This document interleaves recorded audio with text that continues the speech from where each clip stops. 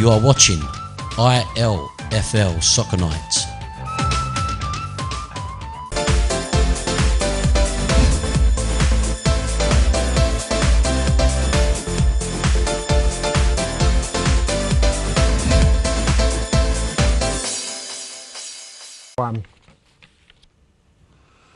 Good evening, we're live again on NTV. It's the ILFL Soccer Night and we're still carrying on with the Premier Division, and we have another game to show you highlights of.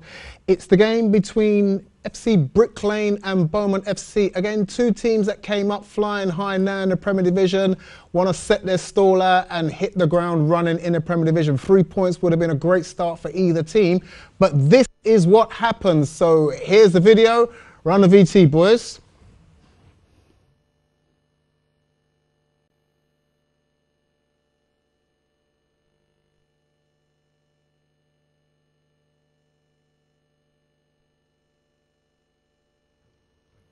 Oh, hello, here I am back again. It wasn't me, I wasn't there, I didn't play, and it's not all about me. A few technical hitches in the back. It's not even the back room, it's the room in front of me. I can see them all running around frantically, and they'll let me know when they're ready in there. Before they do, I'll tell you about the other two results that happened in the Premier Division. Poplar beat another one of the promoted teams 5-0. Great start for Poplar, and I'll tell you the score between Beaumont and Brick Lane, and then you can just watch what happened. It was a 3-3 draw, and who better to give us a little brief on what happened before we see what happened than Rashid. 3-3 draw. I was there, actually watched the match, and what I have to say is it was an excellent game between both teams. Both teams were very energetic, very passionate, and it was end-to-end stuff, and surprisingly both were actually going for a win, and it was nice to watch. So as a neutral, it would have been a perfect match. Both teams tried, especially the wingers on the side. They were going up and down the fast pace. It was a brilliant game. I think 3-3 just about justifies the result because both teams gave 110%. It would have been a great start for either team. Points are going to be hard to come by in this division. I think what will be interesting to see, because both teams were very strong, can they maintain that during the season? Can they consistently provide those players in and out each week? I think that's what the successful teams are, when they have the consistency during the whole season. So let's see what happens in the next few weeks with both teams. Cameras, let's forget Rashid's here. I'm going to put your neck on the line, all right? Which is the stronger out of the two, Brick Lane or Beaumont? If Beaumont can get their regular squad out, they'll be stronger. But I think for the past 3 years, they've had a problem getting the same team out every week. So consistency-wise, I would say Brick Lane. Okay, well, look, I think I'm hearing now that we've got the game ready for you. So, oh no, we don't have the game. We don't have the game ready for you at all. So, never mind, not to worry. That's one afterwards. The other division that we've got now, the first division, we have some new teams have now come into the ILFL. Let's talk about the new teams that we've got, and we've got 4 new teams playing in the league now. Tower Hamlets, it's new team, new name on an old team. The old Bethnal Green are now called Tower Hamlets. We've got, like we said, we spoke about the strength and depth of Stepney now. They now have their B team playing in the next division. Should we call them the young players? Let's just call them the more youthful side of Stepney. And then we have West End, a team that have played in the league before, I think I'm right in saying. They have, yeah. 3 years ago they were participating in the league. And then we also have FC Leytonstone from the Asian Premier League, who I remember played in the Champions Cup. That's correct. Well. This is the reserve team, this is the youth team.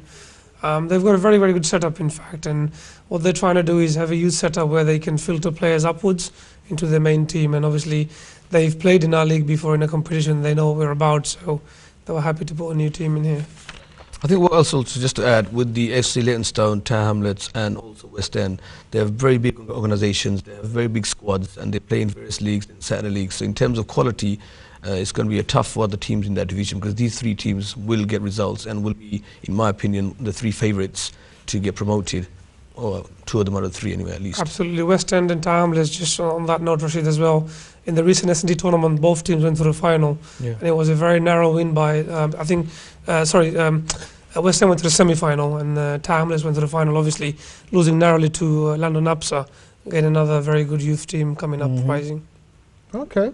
Well, look, those are the 4 teams that have now come up into division. Might as well give you the results of those, seeing as we're running short on the footage today, but not to worry. First week back, you know what it's like, teething problems, but there we go. Let's give some of the results that happened there.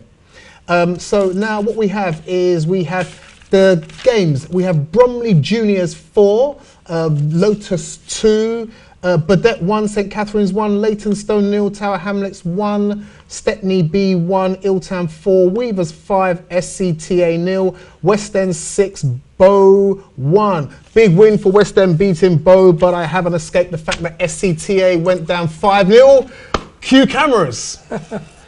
You know, you have a bad day in the office, and Was then that it? and then you have another bad day the next week, and another bad day the week after. So over the month you have a few bad days. Well, SCTA had all those bad days in one day. That's what it is. It's a great result for Weavers, but I think SCTA, just like last season, started very poorly, but now they'll get their act together and get back into swing of things, really. And West End, like we said, new team, just come in 6-1. Let me ask you about that, Rush. Well, I've seen them play in the S&T tournament. That's the first time I've actually saw them, and they're a very good outfit. The way they play on the ground, pass around, they seem a bit more quality. So I think a lot of the teams will have trouble with that team, and I think they are one of the favourites within that division, and I think the score justifies it. We'll know more about them during the season once they play the other big teams like FC Leytonstone and Tower Hamlets, and then we can see exactly how strong they are or how competitive they are compared to other teams. But definitely one of the teams to look out for in Division 1. Okay. Another result that happened at Stepney's youth team went down 4-1. Strength in depth, but it's their first season mixing it with the big boys. Illtown were one of those hit and miss teams last season. You never know what team was going to turn up, but they certainly... to be honest, they sort of started where they finished off last season, where they've improved, and obviously they've got a winning start this season. I think they'll be a strong team in the first division this year. Illtown we're talking about, or the new team? Illtown, yes. And Leytonstone, I mean, we spoke about Leytonstone. They went down just by the odd goal to Tower Hamlets. Tight game, must have been a tough thing going on there. I think that was a good game to start off the season with Tower Hamlets and FC Leytonstone, two massive clubs with various high squad numbers and with good connection with the players playing at a high level. They narrowly lost with Tower Hamlets, which justifies how strong they are. But hopefully in the next couple of weeks we'll see again who turns up and the results they pull off, and see if they can maintain that form they're in, especially with FC Leytonstone. St Catherine's got a draw 1-1 against Burdett, and they were one of those teams that just could not get a result last season down the back end. Again, not another win, but at least they never got beaten. Is it looking good, bad for St Catherine's? For me, it's not looking good, but I know they struggled in this last season, and even the game with Burdett, both teams, they're struggling with players and fitness, etc. Hopefully, in the next couple of weeks, they can pick up the momentum and start getting results. Otherwise, for me, they're the two teams looking like will be fighting relegation end of the season. Okay, so, and then the last result that we had in the division there was Bromley Juniors beating Lotus by 4-2. This is one of those games that just sounds a little bit deja vu. It's one of those games that happened last season where both teams will end up on the pitch. You don't know whether it's going to be 0-0, 4-4, 10-0, whatever. But Bromley, entertaining game it must have been for them, and they ran out 4-2 winners. What can we expect from Bromley Juniors this season? I think with Bromley and Lotus, it's unpredictable. It's a hit and miss. It's certain weeks they play outstanding, and certain weeks they can't get a result fighting tooth and nail. So with these two teams, again, for me, I'm looking at mid-table end of season, because they can't consistently get results. They seem to be successful one week, and next week they can't even play or fight for a result. So I'm not too sure with both these teams unless they can prove me wrong, but it's not looking good for me. It's not looking good, but you know what? We've been wrong before. You guys might have all turned up this season, and it might not have been a great start to your season, but you just might turn things around and things might happen for you. We might see some shock results, and I'm going to stick my neck out and say that one of the new teams are going to be right up there and flying all the way through the season and prove us wrong, and may even have a good cup run.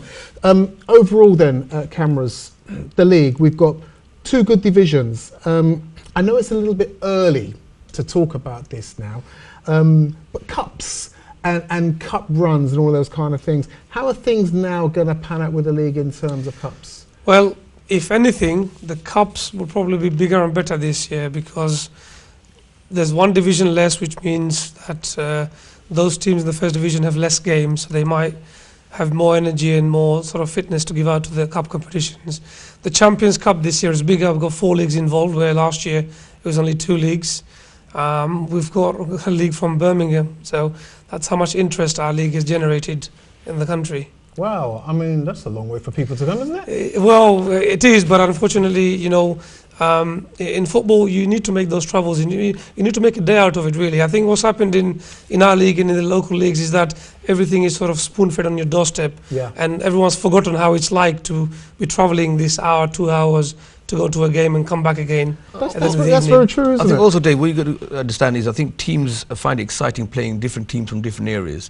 You play the same teams week in, week out, and you tend to get bored, or you can tend to know them. But when you play other teams outside the area, it's more exciting. You don't know how they're going to play. Do you know what? I agree with you, and I've advocated that for many a time now, and I've always said that it's better for teams to go out of their comfort zone and experience a different environment, maybe experience different teams, a different style of football. I mean, some of the teams that have coming over now, I mean, in the beginning it was kind of E7, and some people saw that as E7 were coming a long way just because they were coming from up the other end of the A12 or wherever it was. But we've seen Tigers will regularly make the journeys to come over to play the games coming from right across London. We've got West End coming across to do that now.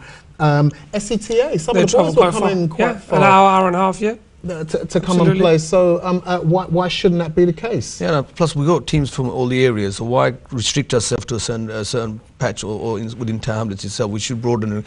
We get audiences from outside London, so why not play outside London? I think it's a good thing overall for the football and the teams and the community itself. We spoke about FC Leytonstone coming from the Asian Premier League. They've come over. They've obviously been very interested to come and get involved in the ILFL.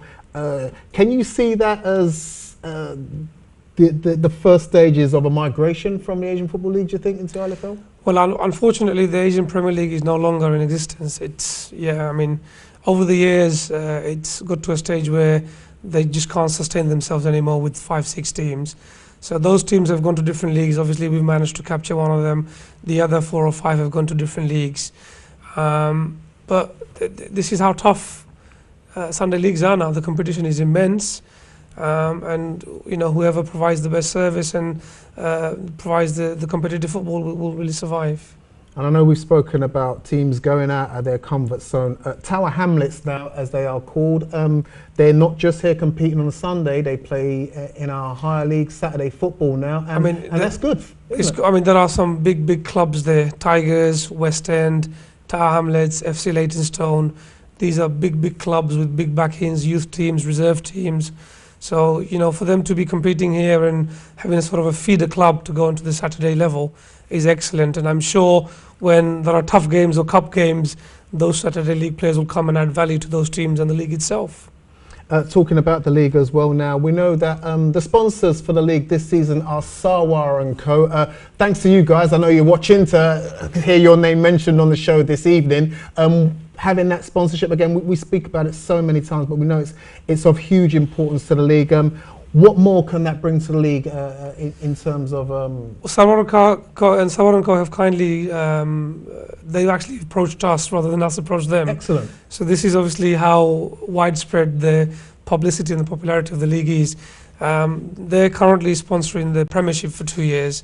And I'm sure when other companies and other organisations see that, they'll come involved. Obviously, we've got Meshri, we've got the likes of Hawk and Eagle Property Consultants, we've got AR Signature Events. I mean, we've got a whole portfolio of sponsors. And, I know it's probably slightly bragging on the higher end, but we are financially very well off at the moment because of the workload that the committee does, because of the backing from the teams and because of the sponsorships that we have. I mean, there are other leagues that are folding, there are other leagues that are crumbling, there are leagues out there who are, who can't even have their day-to-day running cost covered, whereas we can afford to have a lavish show like this, we can afford to have lavish awards ceremonies, give prize money, give awards. We're in a good We're in a good place. Yeah, you're here in a good place with us on a Monday night. There's a game going on somewhere else, but you might as well stay here and watch the last section of the show. We're going to round up everything that we've spoken about tonight and the fixtures that are to come this Sunday. So stay with us. We'll be with you right back after this short break.